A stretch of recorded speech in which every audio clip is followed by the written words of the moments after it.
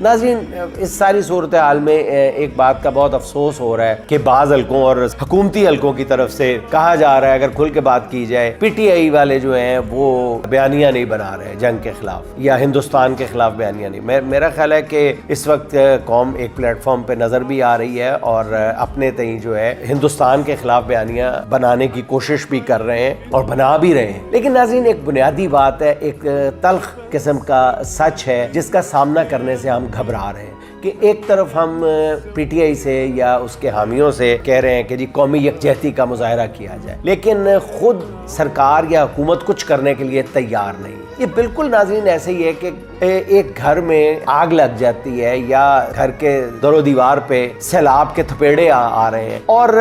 گھر میں آپ اگر 12-14 افراد پر مشتمل گھرانہ ہے تو اس کے 9-10 لوگ جو ہیں آپ نے ان کے ہاتھ باندھ کے ایک کمرے میں بند کیا ہوا ہے اور آپ ان لوگوں کو یہ تانا دے رہے ہیں کہ آپ اٹھیں اور سیلاب کا یا